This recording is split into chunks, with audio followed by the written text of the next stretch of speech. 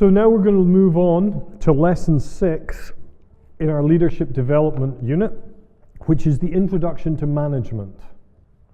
Now, in certain places when they talk about leadership and management, they talk about management kind of, in a lot of places I've heard they talk about, when they talk about management from a leadership point of view, they kind of look down on it. I don't think that's the right attitude. Management is a fundamentally important aspect of anything that is being led. Leaders aren't always very good at management, which is why they don't always look on it very favorably. But management is fundamentally important to the success of anything we ever do. There is going to be an ongoing daily maintenance that is required to ensure that what we're putting time and effort into creating carries on. So we're going to look through the key concepts of management.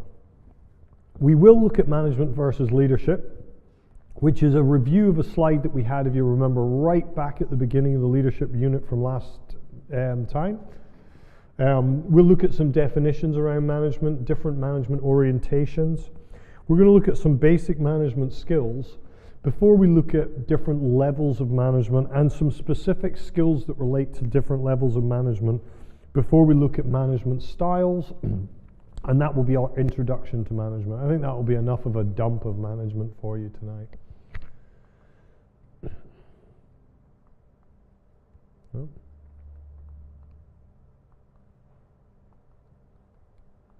There we go. So some of the key concepts. Management. It is the process of using organizational resources to achieve the organization's goals. There's a nice simple way of talking about it. When we talk about organizations, we are talking about groups of people working together and coordinating their actions to achieve specific goals. When we start talking about organizational theory and things like that, that when particularly relevant in management, there are a number of people who don't like the application of these theories into church and ministry and these types of settings. But anytime you have a group of people who are all trying to achieve the same thing together as a group, organizational theory starts to apply because people interact. Yeah? People in a workplace, kind of marketplace setting, don't interact differently than they do in a church. There's a lot of similarities to these things. So understanding them can be very useful. Goals are a desirable future condition that the organization seeks to achieve. Yeah? So what do we have as resources? Organizational resources or assets include, first and foremost, its people. People are the most important asset of any organization. Without people, nothing happens. As I've said time and time again, when we talk about anything of value, there are multiple people involved. Equipment. Now that could be vehicles, it could be machinery, it could be large plant, it could be sound equipment, video cameras, it could be a number of different things, projectors, whatever equipment it is that you have as your resources. Materials, you could be talking about tea and digestive biscuits, or you could be talking about something else that you're using. Could be talking about electricity, water, some of these things that you require to do different things with. Okay? What are some of the materials, some of the consumables, if you like to use that word, that you need on a regular basis to support? And then, of course, there is the resource of money. Yeah? Every organization needs money in some regard to do something, or they need some form of currency to be able to acquire and do things. Yeah? So it's about understanding what the resources are and what we have and how we can use those. And as I said, management is about the utilization of those resources to achieve the organizational goals. So, and the manager, it's his role to figure out, how do I do this with this? Quite simply.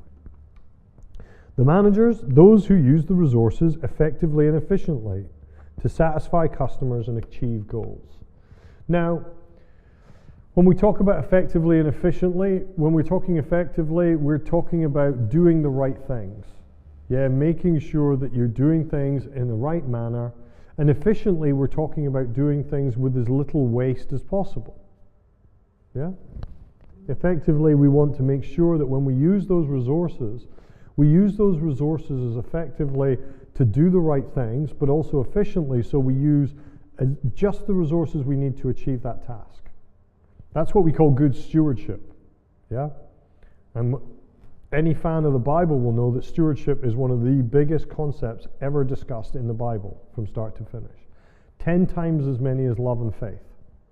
Okay? So it's a key component. So managers really are, to put it back into biblical terms, stewards. Okay? When you start talking about the concept of stewardship and these things, that's who your managers are.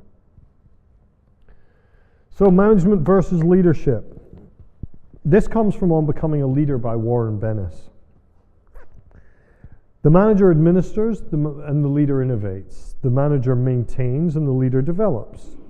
The manager focuses on systems and structure while the leader focuses on people. The manager relies on control, but the leader inspires trust. The manager has a short-range view. The leader tends to have a longer-range perspective. Managers tend to ask how and when. The leader asks what and why. The manager imitates, leaders originate. The manager accepts the status quo while the leader challenges it. The manager does things right, the leader does the right thing.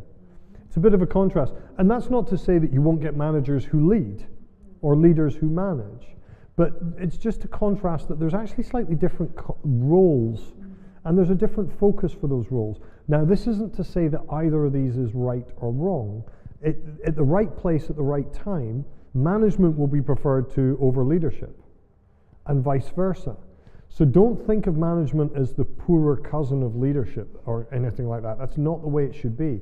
Management is exactly the right thing that you need on a day-to-day basis to keep things moving and going and ticking over. There are people, I have to put my hand up, that just can't do that. Yeah, I'm not a typical manager. I've tried it. It just doesn't work with who God's made me. Okay? I create things and hand them on to other people to manage. That's what God has made me to do. I recognize that and I do it. I don't think it's a problem. I would love to be able to do more management in the way that I see people being able to steward these things in a way that I just can't. But it's not who God's made me to be, so I don't beat my gums about it. I move on, okay? Management is absolutely important. While maintaining the status quo isn't always a bad thing. Yeah? When you've got someone that you can trust to manage and maintain the status quo, it allows and frees up leaders to be able to know that they can start looking at where the next step comes from, the next development comes from. So working together, managers and leaders can be very, very effective in working together.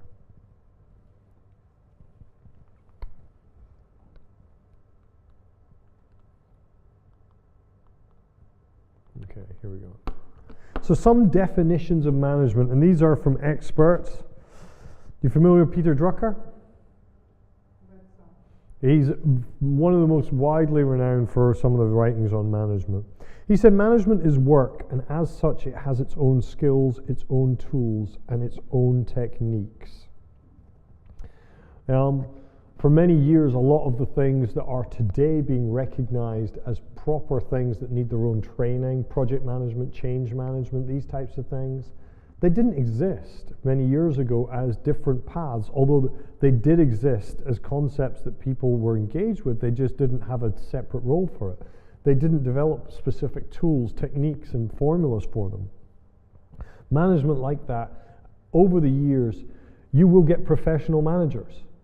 Yeah, there are now people who train to be a manager, as opposed to training to be a carpenter or some other skill. F.W. Taylor said the management is the art of knowing what you want to do and then seeing that it is done the best and cheapest way. Okay? Again, that comes back to the whole concept. Management is stewardship. In simple terms, management is stewardship. Henry Fayol said to manage is to forecast, to plan, to organize, to command, to coordinate, and to control. It's getting very specific about some of the things that effectively managers have to do.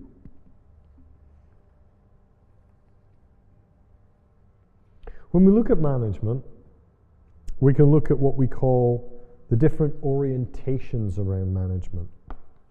And when we're defining and understanding management, there's 4 main orientations which are used to look at management, describe it, talk about what's going on. Now, one of the key ones is the production, that should say or efficiency oriented, not of. Production or efficiency oriented management is all about how do we get the product or service that we're providing through this process to come out the other end as efficiently as possible. How do I consistently deliver what I need to with the least amount of resources possible? In the marketplace, that's frequently what you'll see in manufacturing and production and all these types of industries. In the mining industry and oil industry and all these types of resources industry, these are kind of prevalent type of management that you'll see on a regular basis. The next orientation is the decision-oriented. So this is about how do you drive it when you think in terms of the military and organizations like that. They're about enabling and directing people to be able to make clear decisions at the right place at the right time and how they operate of those. People-oriented businesses, things like, have you seen all the talk about Google and the way that Google operates? So that all the people there have the opportunity to move and relax and do all the things that they need to as people to help them further engage in the other things that are going on. Functional oriented is talking about people and the way that they do the things, the way they do them. People oriented is also about how we manage structures, okay? How we understand the needs of people. When you start looking at shift patterns, there's been a lot of shift in management in regard to mining industry and some of these other places, in regard to how much time people should be away from home and all these different other types of things. Well, these things can be shifted into the ministry space as well. When we start to think about, okay, if we're sending people on missions trips, if we're sending people into places, are we sending them and engaging them in things that are actually suitable based on their family situations? How do we respond to the needs of these people in these situations? How do we support them in them? Functional oriented.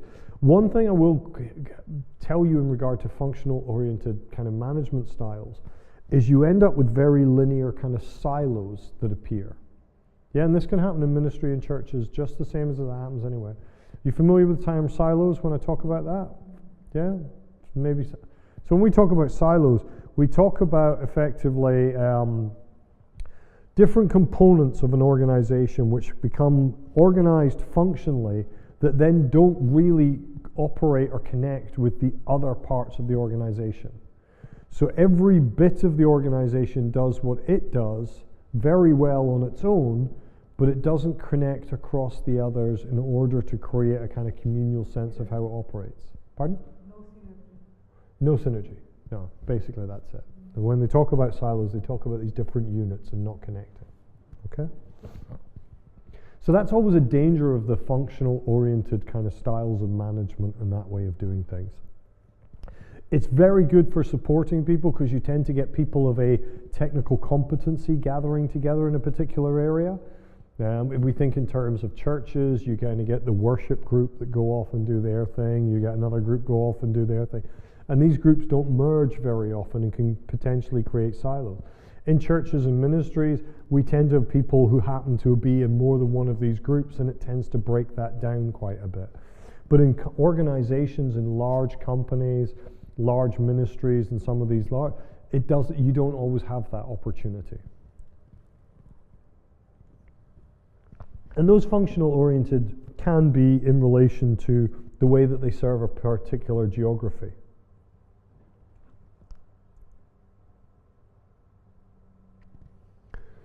So, if we go on to move and to talk about basic management skills.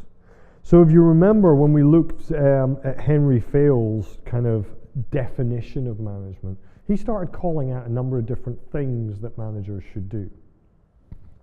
And so we got kind of 5 key skills that everybody who's into a management kind of space should really know or understand how to do to some degree. Again, not every manager is excellent in all 5. Not every manager can complete all 5 optimally, but they should be able to deal with all 5. All management starts with planning. If you fail to plan, you plan to fail. Have you heard of that one before? Yep. Well, it applies in almost everything, and it's an interesting thing. We were having a conversation earlier.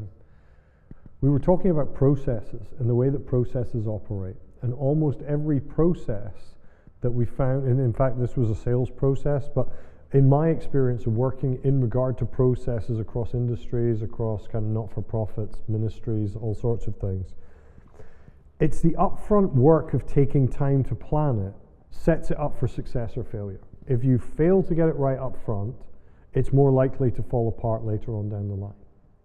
Yeah? Good planning up front will also make you more robust in what you're going to go forward. So planning. Planning in a biblical space must always include praying to God and asking for His understanding of what He wants you to be doing. Yeah? When we get into that planning, remember, we're doing leadership development, we are talking about management, but we're still talking in the context of developing biblical leaders. And so when we talk about planning, we want to get an understanding, where are we supposed to be going? What are we supposed to be doing? In management, we should still be guided and led by God in the way that we manage, in the way that we steward. Yeah? So we start with planning. Good management starts with good planning, and proper prior planning, well, it ensures that we deliver good results every time. Yeah? Whenever we've got a goal, whenever we've got something to accomplish, we're going to have a series of steps, a series of things that we have to do in order to step along that path. Now, we might not always, let's be honest, when we're doing something along with God, we might not know what all the steps are, but we can still plan where we're going, and we can make the plan based on what we can see. We then look at organizing. Now, organizing is about figuring out what resources do you have available. How do you then make use of those available resources to be able to make sure that you're moving on and achieving what you're planning to do? How do you start to progress in that direction? Direction delegation isn't just about the direction in which you're going, it's about how you direct and delegate tasks within that to the different people that you've got involved. As I said, if you're doing anything that's of real value, you'll be working with a team of people. You won't be on your own. So being able to direct people, tell them what to do, show them what they need to be doing, delegating opportunities and tasks to people. Okay, that's a key management skill that everybody must have. Different people, let's be honest, different people don't like being told what to do. Some people object to it hugely.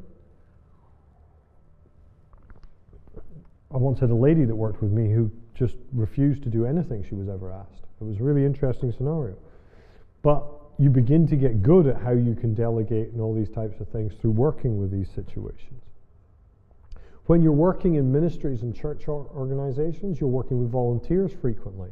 So how do you direct and delegate in a way that matches with the culture of the organization you're in? Monitoring and controlling become the next point. We monitor because if we've got a plan, if we've got something we're trying to see achieved, if we don't monitor it, and by that we mean we keep an eye on it, we check, understand, and ensure that things are moving in the right direction, we've got no way of knowing whether we're still on the right path or whether we veered off course massively. The controlling component is how we respond when we've monitored something. Yeah? So we monitor it, we see that things aren't going the way, then we begin to guide it and control it back to where it should be so we can be back on track. And staffing.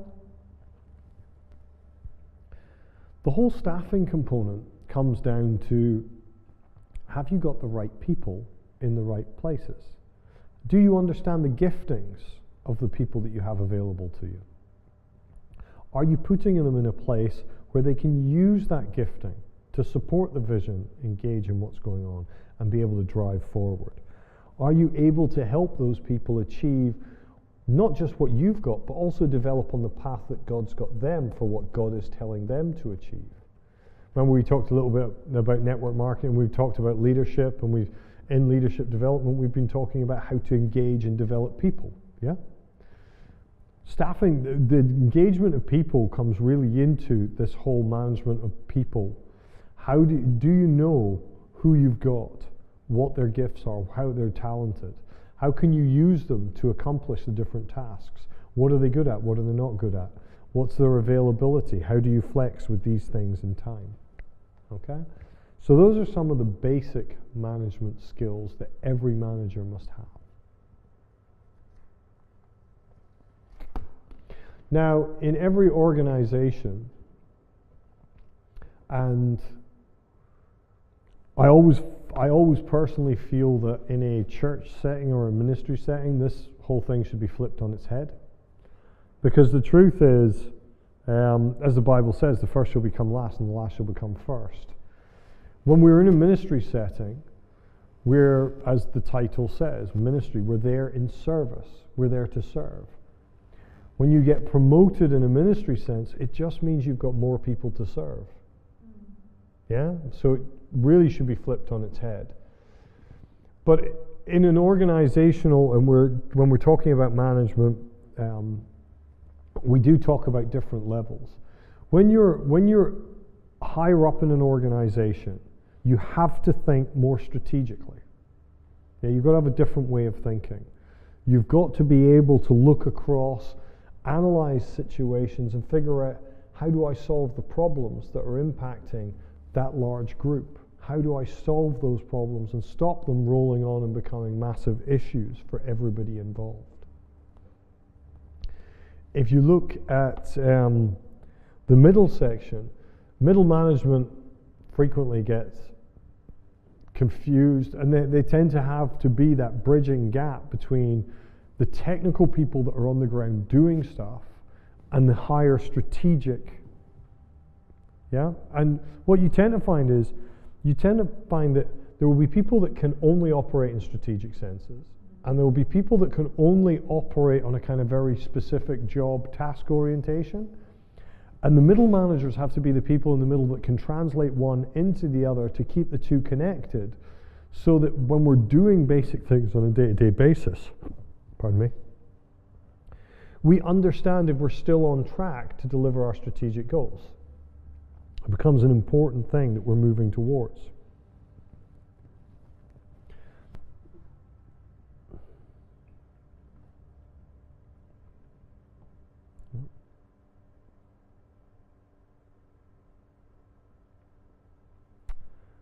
Okay.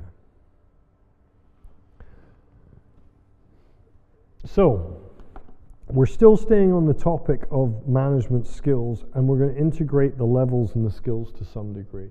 So there are kind of level skills that are appropriate, and we talk about conceptual skills, and these are the ability to visualize the organization as a whole, to be able to discern interrelationships among organizational parts and set strategic goals. This is very much someone who can see the big picture, understand how the different parts of the organization operate, what their different talents and grit. And this isn't just seeing individuals, this is seeing teams within an organization and understanding, I know what these teams are really good at and how these parts work together to deliver what the organization as a whole wants to deliver. So these are your conceptual skills. Now remember, these skills will be needed to some degree by all of the levels of management, but they'll have a predominant leading, and we'll look at that in a bit more in a minute. The human skills. Human skills relate to the ability to work well with others for coordination to maintain the operational goals. How do you engage with people to make, bless you, how do you engage with people to ensure that they're still able to continue to move and deliver in regard to the operational goals in the direction that you want to go? And then obviously the technical skills. They're understanding and proficient in a specialized field for day-to-day output. So there's different people. For example, in technical skills, you could be talking about the musician skills in a church. In my business, frequently it's been things like statistical analysis. Do people have the ability to be able to engage and use certain bits of software? Are people technically competent to be able to deal with recordings and these types of things. These are all different technical skills that we may or may not have. It could be coaching. It could be your ability to do a number of different things. But these are all technical proficiencies that we need to have. And in order to get anything done, you need to have a technical skill, yeah, of some degree.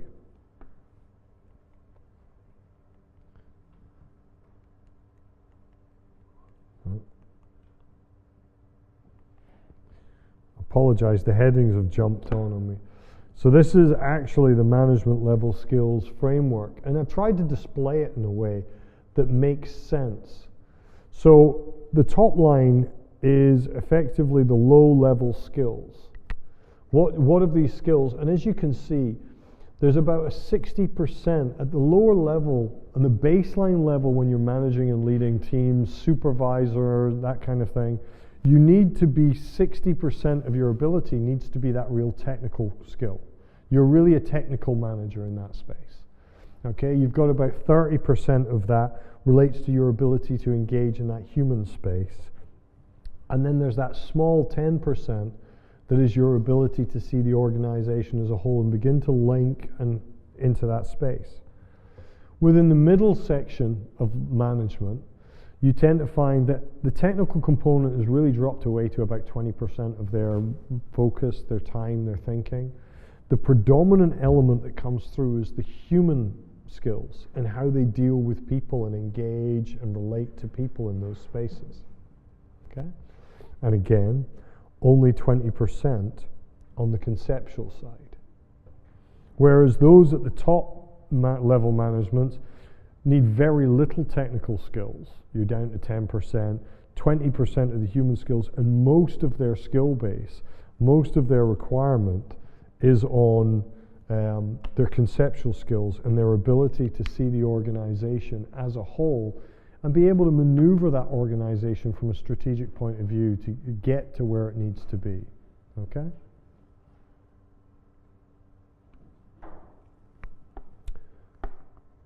So I apologize, as I say, the headings have got a little bit mixed up, and I'll sort those out before we upload this presentation. But if we think then about different styles of management, because there are different managers out there are different people who manage in very different ways. The first style of management we're going to talk about is the democratic manager. And just like a democratic system, the democratic manager is the one who consults their team before they make decisions. But we've got to remember that they still maintain control. Yeah, they're still in charge, they still maintain control. Whilst they consult people and ask for their opinions, they still have the opportunity to veto those decisions and move forward. Team leaders decide how tasks will be addressed and who will perform them, while never losing sight of the fact that the manager bears the ultimate responsibility. So they end up with a kind of delegated responsibility in these kind of things. Are these, you ever worked in a democratic organization? Or was democratic management was the main style? So, maybe? It does depend on the manager, absolutely. These styles are absolutely related to specific managed styles. And different managers, interestingly, different managers will actually display different styles potentially in different scenarios and in different organizations, different projects, depending on who they're working with. The second management style is a laissez-faire type, yeah? Which is also known as the delegative management, in which managers are basically hands-off. They delegate all responsibility, they'll let people make their own decisions, deal with things their own way. And the interesting thing is the researchers have found, because there's a lot of people say, yeah, that's the way you should manage people, just take your hands off, let them do whatever they want. But most research has found that actually this is the type of style that produces the lowest output possible. It really doesn't engage people. People without guidance don't actually operate very well. There's some fantastic books on boundaries, and they talk originally about boundaries for children, but even us as adults and human, we need to understand where our boundaries are and what we're being asked of. If people take their hands off completely, there's a lot of people can't actually operate at all in those circumstances. And so it's an interesting discussion in those spaces. The third management style is the bureaucratic. Now this bureaucratic style, it makes sure that members follow procedures accurately. They expect staff to respect a strict chain of command, and with the manager having the final say in all decisions. Yeah, that's where you're ticking boxes, you're auditing, boom, very bureaucratic, yeah? It's all about filling in paperwork, making sure you have the right approvals, that you've gone through things in a number of different ways, and all these types of things. It's about ensuring that the process is followed 100%, that you've got sign off at each way. Bureaucratic management is brilliant in project management to make sure that things are on track and you're going along. And this is the other thing that I would say about the different management styles. There is an appropriate place where these styles are actually really good and really useful in particular scenarios. There are also places where it's not so helpful. Then we move to the final one, which is the autocratic style. Now this is basically the dictator. Yeah, the dictatorial style, where the person in charge has total authority and control over decision making. They control the work of the team and monitor the completion of each task under close scrutiny to ensure everything is completed on schedule and exactly to plan. Pardon? Army, military, very much so. Yeah, everything's got to be done, boom, boom, boom. There is no arguing, you do what you're told and you get on with it. Yeah. There are organizations, and have you ever read a book called Good to Great? Yeah. Good to Great. It was based on a study that was done by, an academic study that was done by a guy called Jim Collins and a team of researchers. And they started research organizations to see which organizations had progressed and developed beyond any others in their market or their space. And they started to talk about different styles of leadership or management at the top level. And they talked about CEOs who really pushed the organization. They were really pushing it and everything else. And they tended to sound like they've got this kind of autocratic style to them, really forceful, really pushing, and really going in that direction. Interestingly enough, the organizations whereby the leaders had come in and managed with a style which was actually more engaging, more uplifting of people, and interestingly moving between that kind of democratic style, that they'd engaged people. They came to the point where people were actually intelligent enough and able to operate that when that manager eventually left, that the business actually continued to grow and prosper. Whereas the ones that had really driven the business dropped as soon as those people dropped out of sight. So be aware there are a number of different styles.